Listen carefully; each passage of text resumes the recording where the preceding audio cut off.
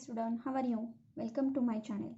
Previous lecture मध्ये आपण statistics या सब्जेक्ट मधील जो काही इंट्रोडक्शनचा पार्ट होता, मीनिंग अँड डेफिनेशन असेल, स्कोप ऑफ स्टॅटिस्टिक्स असतील किंवा लिमिटेशन ऑफ स्टॅटिस्टिक्स असतील, हा सर्व पार्ट आपण कंप्लीट केलेला आहे. आजच्या व्हिडिओमध्ये आपण स्टॅटिस्टिक्स मध्ये जो काही न्यूमेरिकल डाटा तुम्ही कलेक्ट करता, तर हा कशा पद्धतीने कलेक्ट करता, त्याच्यामध्ये किती टाइप्स आहेत किंवा मेथड्स आहेत, या कंटेंटवरती आपण डिस्कस करणार आहोत. पण त्याही आधी अजूनही जर तुम्ही चॅनलला सबस्क्राईब केलं नसेल तर चॅनलला सबस्क्राईब करा.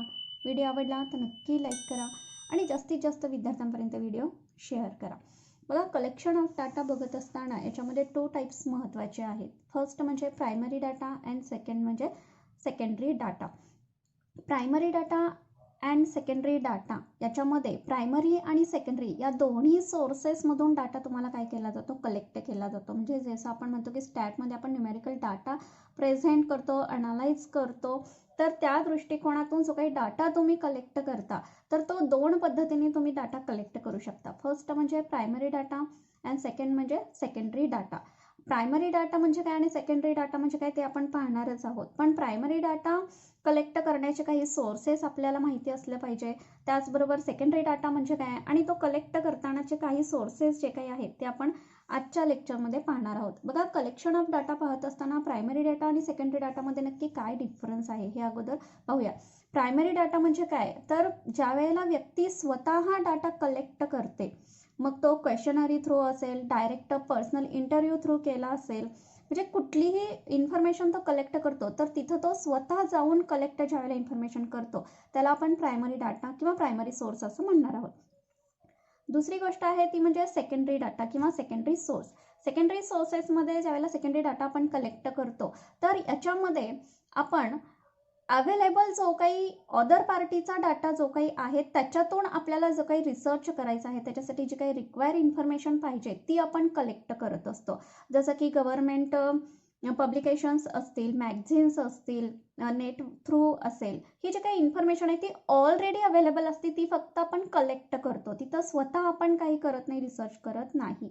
म्हणजे असा जो काही डाटा तुम्ही कलेक्ट करता, या सोर्सेसमधून ज्यावेळेला डाटा तुम्ही कलेक्ट करता त्याला सेकंडरी डाटा असं म्हटलं जातं. आता प्रायमरी डाटा आणि सेकंडरी डाटा म्हणजे काय हे आपण पाहून झाल्यानंतर थोडक्यात सांगायचं तर primary methods means if data is collected by self, जिथं तुम्ही स्वतः डाटा कलेक्ट करता तो असतो आपला प्रायमरी डाटा किंवा primary source. Secondary methods means if data is collected by other.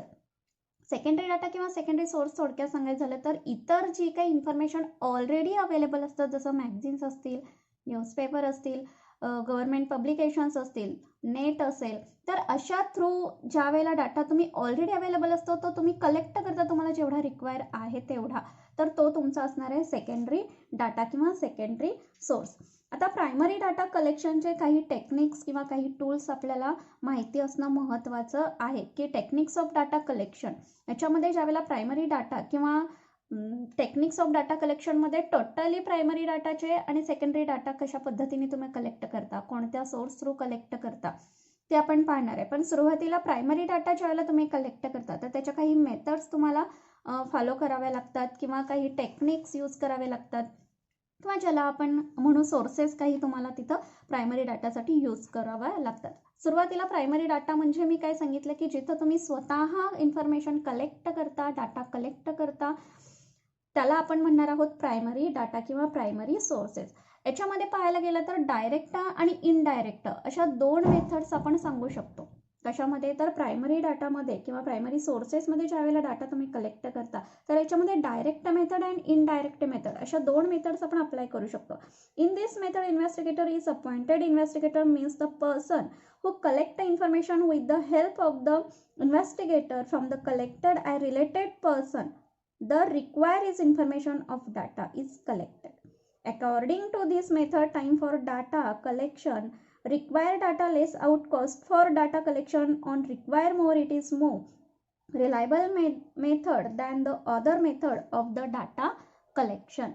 आता डायरेक्ट मेथडमध्ये जसं मी सांगितलं की प्रायमरी डाटा म्हणजे काय, ज्यावेळेला व्यक्ती स्वतः जाऊन इन्फॉर्मेशन कलेक्ट करते तर ती आपण प्रायमरी डाटा म्हणतो. तसंच डायरेक्ट मेथडमध्ये इथं काय केलं जातं तर बाय सेल्फ, तुम्ही स्वतः ज्या वेळेला कष्ट करून तो डाटा कलेक्ट करता, इन्फॉर्मेशन कलेक्ट करता, ती झाली आपली डायरेक्ट मेथड. दुसरी म्हणजे indirect method. In this method investigator is also appointed and indirectly data is collected from the related person.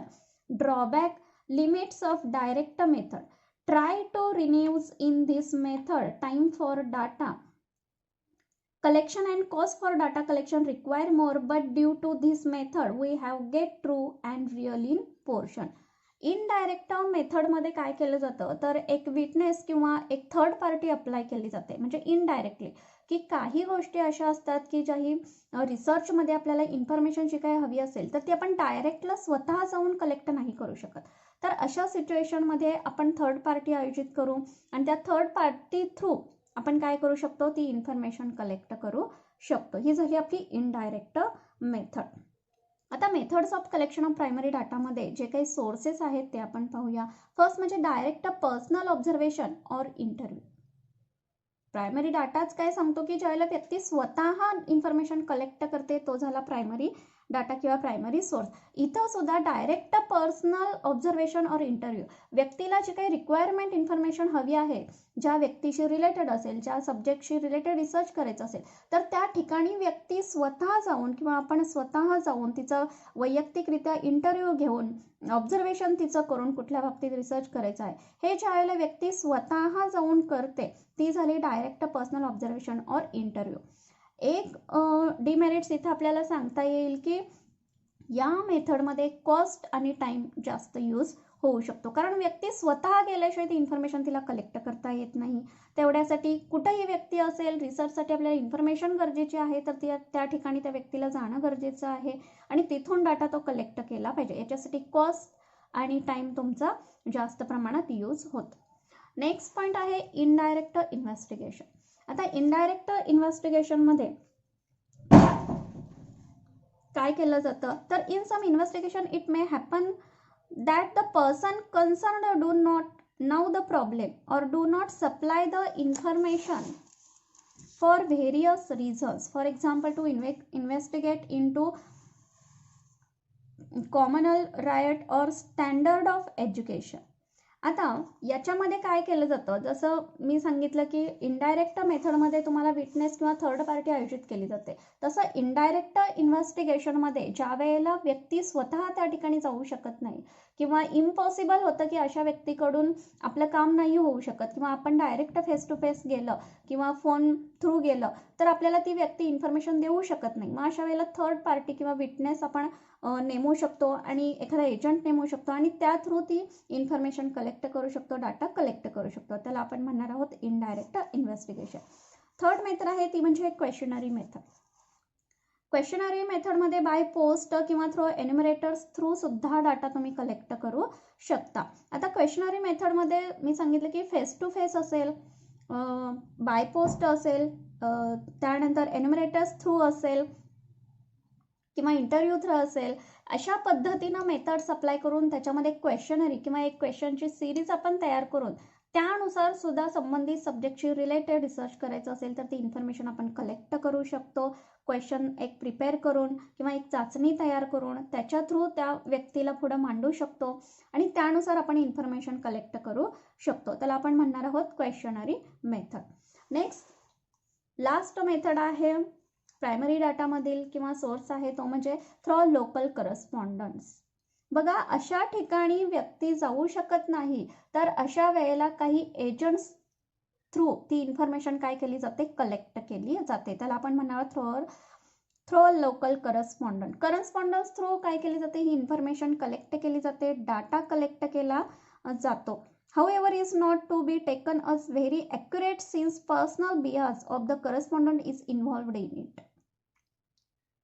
For example, various government departments collect data by this method. Various educational institutions also use this method. Various ministries collect data by this method. म्हणजे correspondence through किंवा पत्रव्यवहार through एखादा agent नेमून सुद्धा तुम्ही अशा पद्धतीने information collect करू शकता. हे झाले जे काही फोर्स मेथड आहेत किंवा जे काही सोर्सेस आहेत, हे प्रायमरी डाटा कशा पद्धतीनं किंवा कोणाच्या थ्रू आपण कलेक्ट करू शकतो हे आपण पाहिलं. त्यानंतर कलेक्शन ऑफ डाटामध्ये सेकंड मेथड येते, ती म्हणजे सेकंडरी डाटा. आता सेकंडरी डाटा म्हणजे काय, मी सांगितलं की ज्या वेळेला ऑलरेडी अवेलेबल तुमच्याकडे इन्फॉर्मेशन असते, जसे नेटवर ऑलरेडी अवेलेबल आहे, त्यानंतर एखाद्या मॅगझिन्समध्ये ऑलरेडी इन्फॉर्मेशन आहे, गव्हर्नमेंट थ्रू काही मॅगझिन्स असतील, प्रायव्हेट मॅगझिन्स असतील, न्यूजपेपर असतील, पब्लिकेशन्स काही पेपर्स असतील, त्याच्यामध्ये काही इन्फॉर्मेशन असेल, बुक्स असेल, तर अशामधून जो काही इन्फॉर्मेशन आपण कलेक्ट करतो, डाटा कलेक्ट करतो, त्याला आपण म्हणणार आहोत सेकंडरी डाटा. तर याचे सुद्धा काही सोर्सेस आपल्याला सांगता येतील. फर्स्ट म्हणजे government publications. All the government bodies, central, state और local, collect data on various social and economic problems and publish them for the benefit of the public. All the government reports, memoranda, etc. are the main source of secondary data. बघा, government publications जे काही आहेत त्याच्या through सुद्धा, त्यातून सुद्धा तुम्ही data collect करू शकता. पण असा जो काही डाटा कलेक्ट करता तो कमी कॉस्ट आणि कमी टाईममध्ये तुम्हाला प्राप्त करता येतो. नेक्स्ट आहे publications of foreign governments and international bodies. बघा, गव्हर्नमेंट पब्लिकेशन्स बरोबर काही इंटरनॅशनल गव्हर्नमेंट पब्लिकेशन्स असतील, मॅगझिन्स असतील, इंटरनॅशनल बॉडीज असतील, जसं की UNO असेल, युनायटेड नेशन्स ऑर्गनायझेशन असतील, WHO असेल, वर्ल्ड बँक असेल.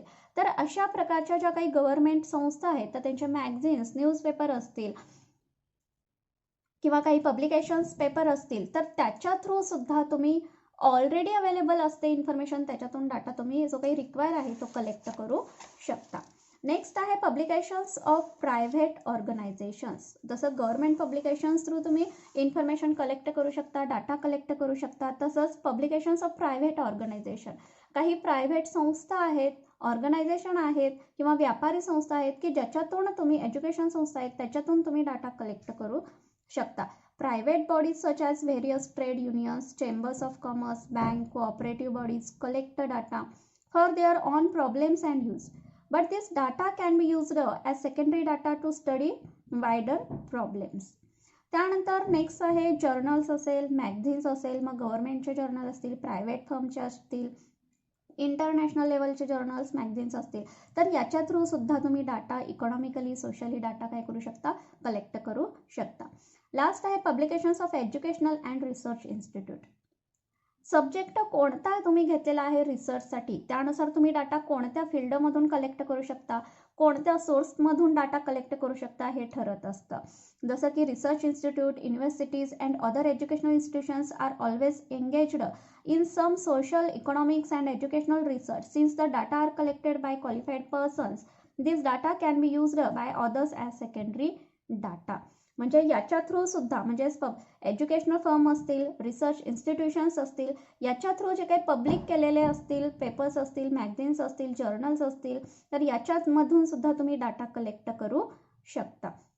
हे झाले प्रायमरी डाटा आणि सेकंडरी डाटासाठी जे काही सोर्सेस आहेत, जे काही टूल्स आहेत किंवा जे काही टेक्निक्स आपण म्हणू, हे आपण सगळे आजच्या लेक्चरमध्ये डिस्कस केलेले आहेत.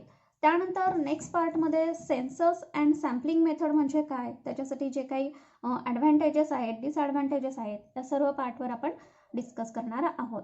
व्हिडिओ आवडला तर नक्की लाईक करा आणि जास्तीत जास्त विद्यार्थ्यांपर्यंत व्हिडिओ शेअर करा. थँक्यू. Take care.